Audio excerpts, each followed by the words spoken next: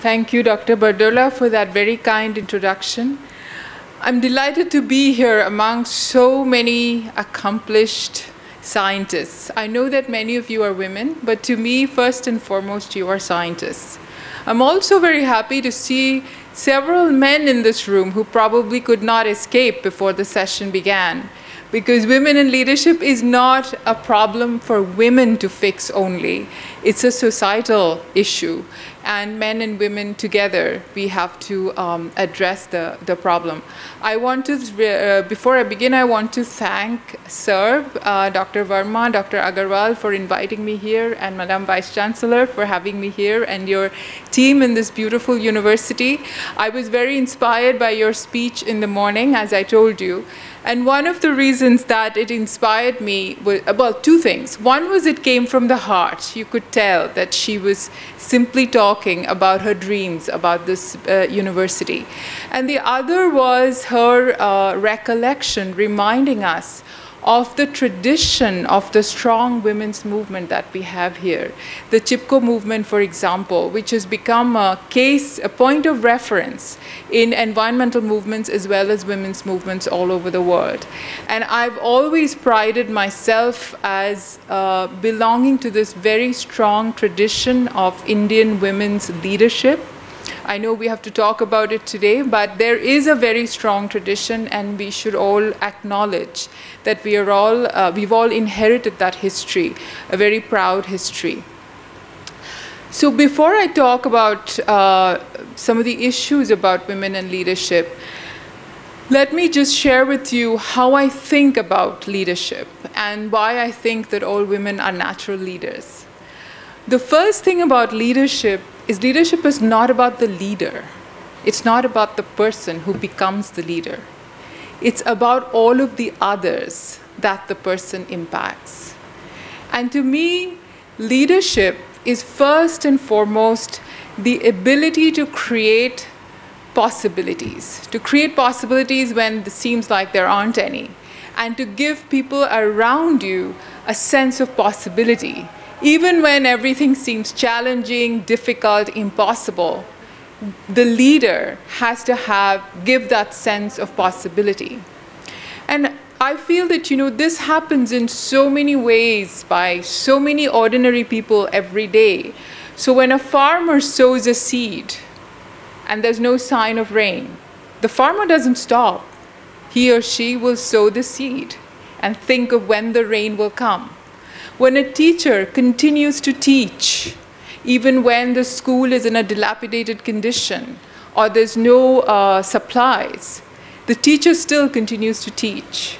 Or when a scientist continues an exploration, but the results are not coming, it's not clear in what sense how the results will evolve, but the scientist refuses to give up.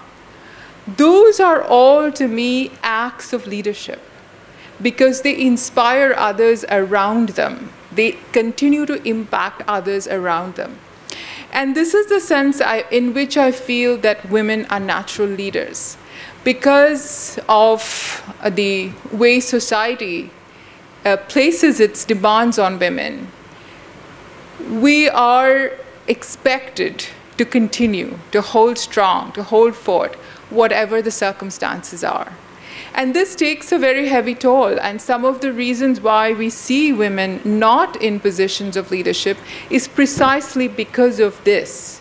However, if you're able to harness these natural leadership abilities, then we have a huge potential to harness here.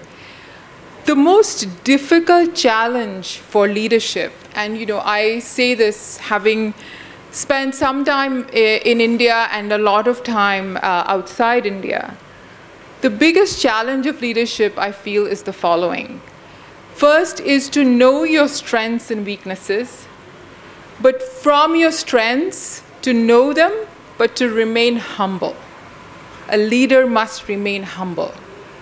And then from your weaknesses, to know your weaknesses, but remain confident. Very difficult to do, to remain humble and remain confident.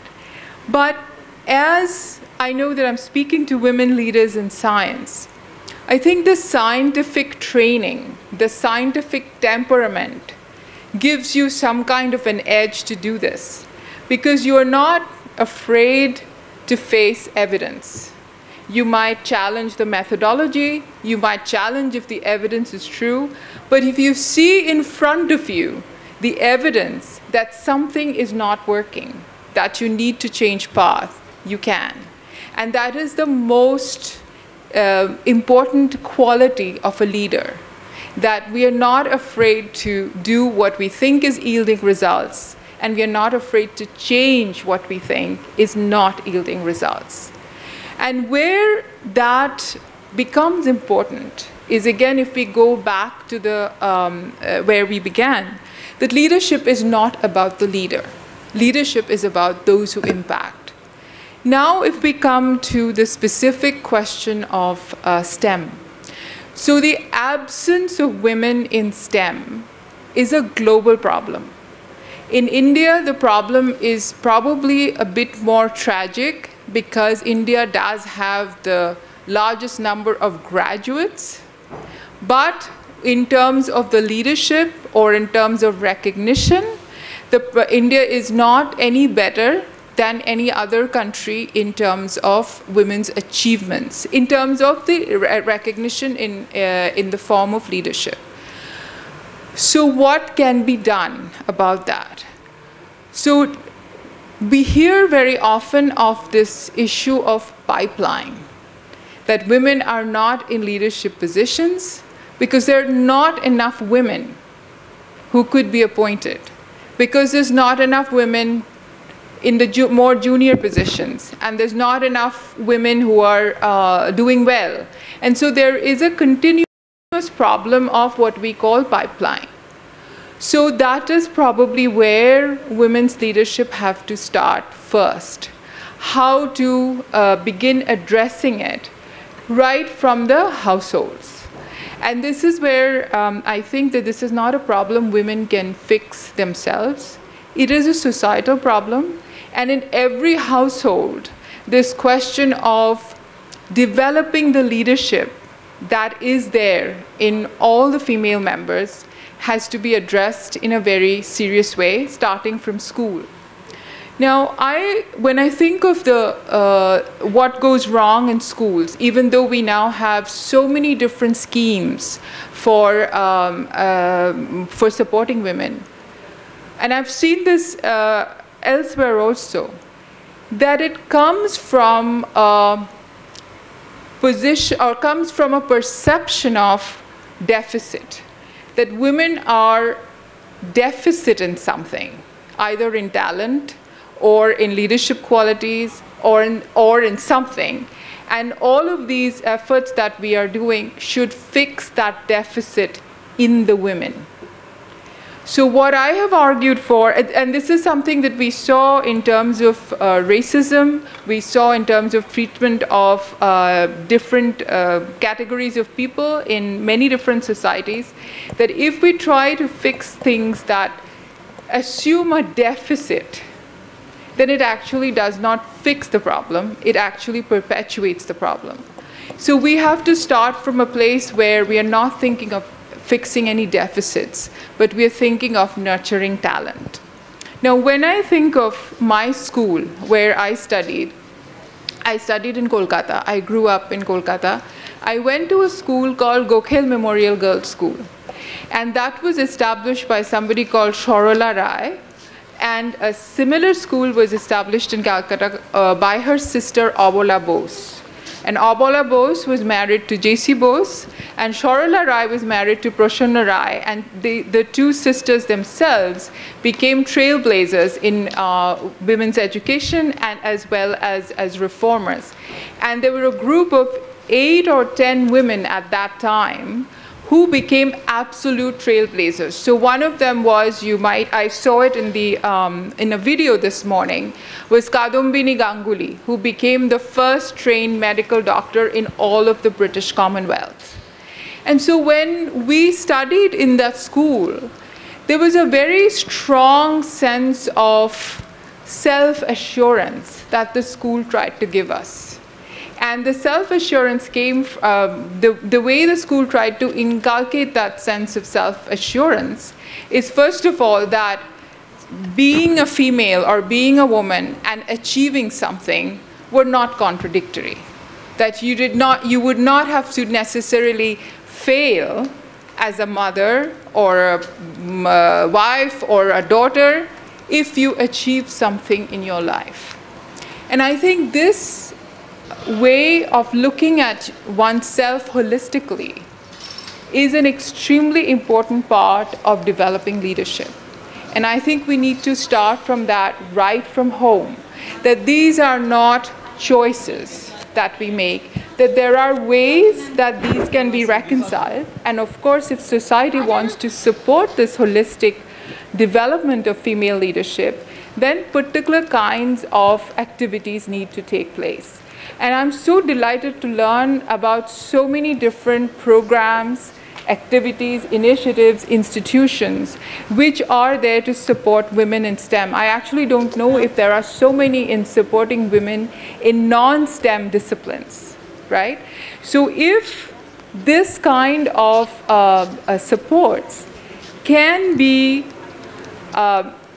come together with the development of a culture where we actually believe that we can be holistic in what we achieve, that being a trailblazer in science does not necessarily mean failing in what we understand to be our fundamental duties, then I think we would have really been able to take advantage of what we have, of all of these supports that we have.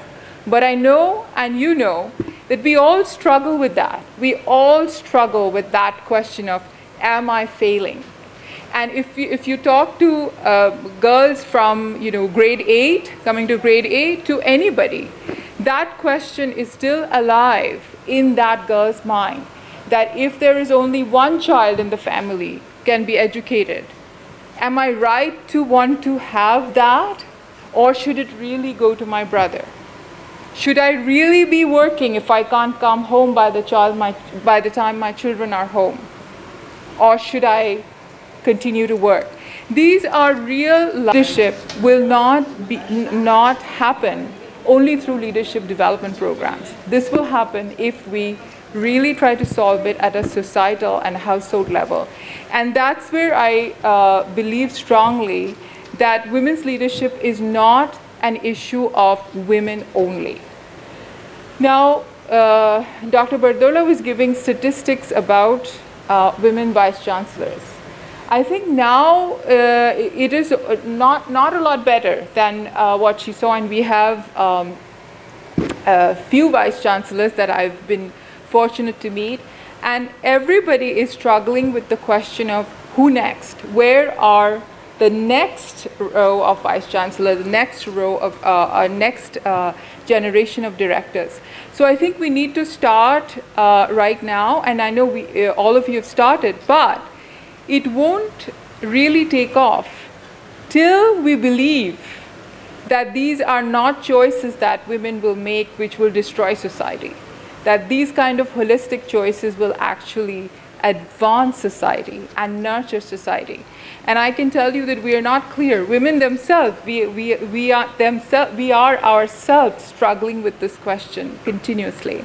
And very open discussions about how leadership can be harnessed, how holistic achievements are healthy for society, how science and technology needs the contribution of women, how medicine needs the contribution of women. These questions should be front and center. I'll just close by saying one thing, that all of us may have heard that during COVID, it is women academics, particularly women scientists all over the world, who have seen the most drop in productivity. Women have the decrease in the number of articles, journal articles, which has happened to all scientists, have disproportionately affected women. The decrease in the number of women PIs has happened everywhere. The slowness in advancing, returning from COVID to the lab and advancing the projects where they got stopped because of COVID, all of this has disproportionately affected women. This is a global fact. So how do we pick up from here? I think that question of not constantly having to make that choice and putting that choice entirely on women, that has to start at every level. Dr. Moitra was saying that if your project is good, you will be funded. But that's not what a lot of the research shows, though. There are demonstrable biases, demonstrable outcomes which are uneven between women PIs and male PIs. It's demonstrable. Why it is happening is not so clear. You know, it's a correlation, but the causation has not been established. But what we can guess is the causation somewhere lies in the broader societal dynamic, right? So, and women scholars are working on that as well, mostly social scientists. But I think given that it is such an inflection point for women academics, women researchers, women scientists post-COVID, it is at this time that we absolutely need to think of where the biases are showing themselves and how to overcome them. And that's where this leadership, which is about continuing to create possibilities, even when there are none, needs to absolutely be the most predominant form of leadership to overcome these biases. So I'll stop there, and then happy to answer any questions.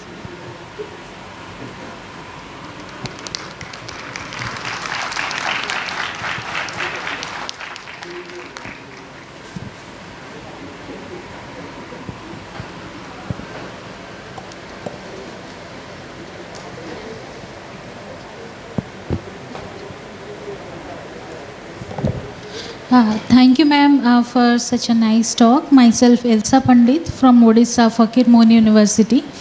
Ma'am, I have a very generalized question. You are leading one university as a Vice Chancellor, another woman Vice Chancellor is sitting over here.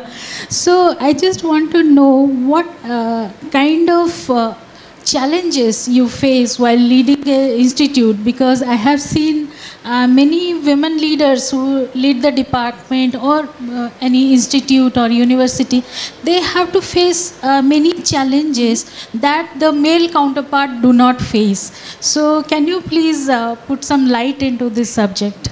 Yes. So I'll say one thing though, a challenge that I face from women colleagues, that they tell me I should accept that there are some challenges I will face which men don't. I refuse to accept that. I know that's true, but I have to keep fighting. At least if I can't do that, you know, the younger ones don't. So the challenges are, well, let me also talk about the opportunities. You know, there are challenges, but there are also, at least in academia, I find, and I've seen this, you know, in my entire academic life, a lot of men who also really believe in supporting the development of female leadership. That is an absolute fact. I've seen it everywhere. So we start from there to face some of the challenges that face together, some of the challenges that we have.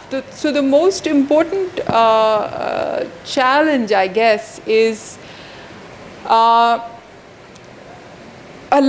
maybe a lack of confidence in women's leadership. And if we are also not confident of our own leadership, then we reinforce that overall lack of confidence, right? So for example, I'll give you an example. Somebody was saying that, you know, a female person, employee, coming from so far away, having to adjust here, you know, it's not going to be easy. Women have done that for centuries. We leave our homes and go to totally unknown places which become our families. And we adjust and we learn. That's what we do. And it's just so taken for granted that we do that, that nobody even sees that as an ability. It just happens. If you fail, they will tell you failed. But you've succeeded. It's just what you're expected to do. So the lack of confidence is one. The taken for grantedness is another one. That there's certain things that we just take for granted because you are female.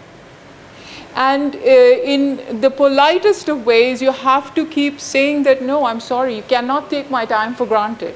I'm not available for every 2-minute, 5-minute discussions that you want to have. I have my day, it's scheduled. And if you need time with me, please schedule time with me. I don't have that time. So these are difficult things to do because partly it's cultural, but partly it's also, we also take ourselves for granted.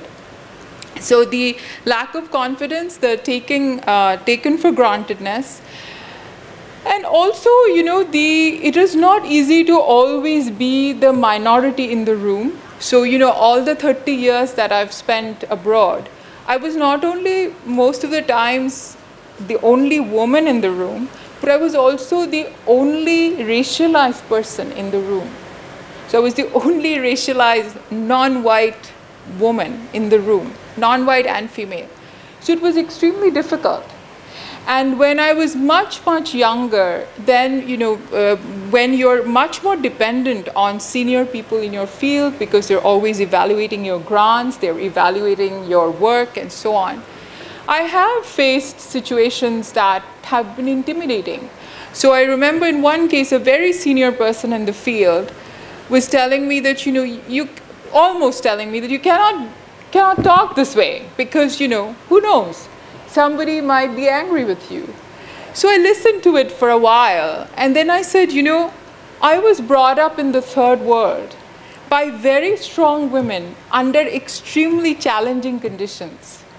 I'm not going to be afraid of how somebody evaluates one grant proposal. That's not why my mother, my grandmother, all my aunts, my teachers, they put in so much effort to bring us up under such challenging conditions. So somewhere, when you're confronted with that, confronted with feeling alone, confronted with feeling like the odd person out, you have to embrace that.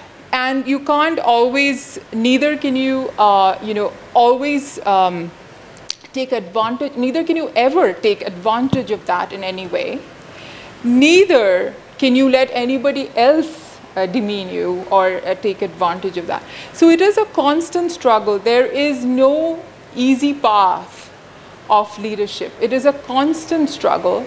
But where I will remain grateful to all of the men and women, but I would say particularly the men who have understood this challenge and have lent their support, given me strategy, given me warnings, and I remain very grateful to them for that. And this is why I think, this is not something that each woman can do on their own. This is a collective. If women's leadership or women's equality is going to become a norm, then this is a collective responsibility for everyone, everywhere. Nobody can do it alone. That was a long answer.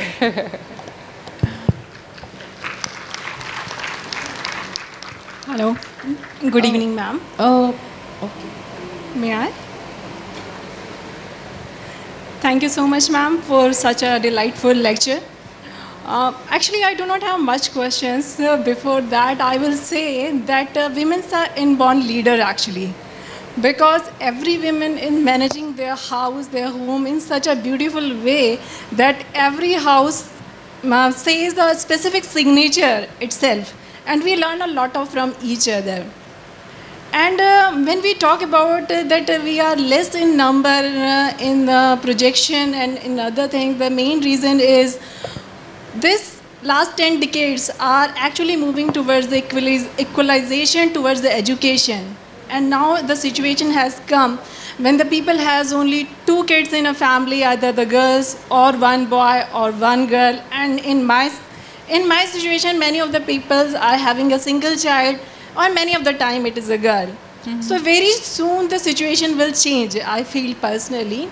And then STEM might be challenging us to be more equal and in that way. But that is the one aspect.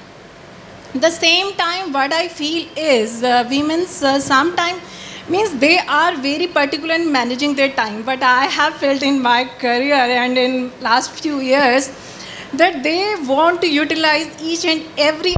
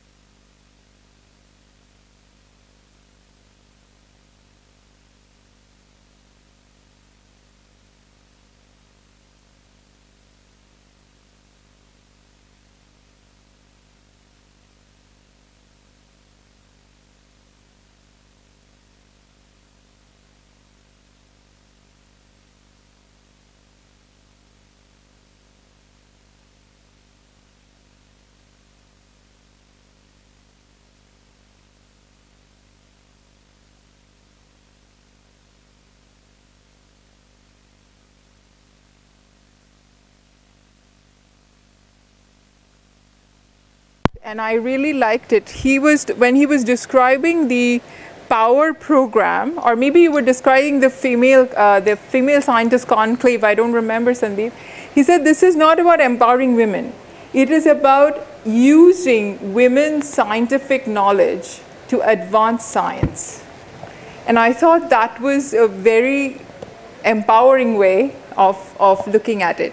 So I'll answer her question first. How can we become better leaders? So one thing I really strongly believe, that leadership is not a title. You can be a leader wherever you are, whatever is your role.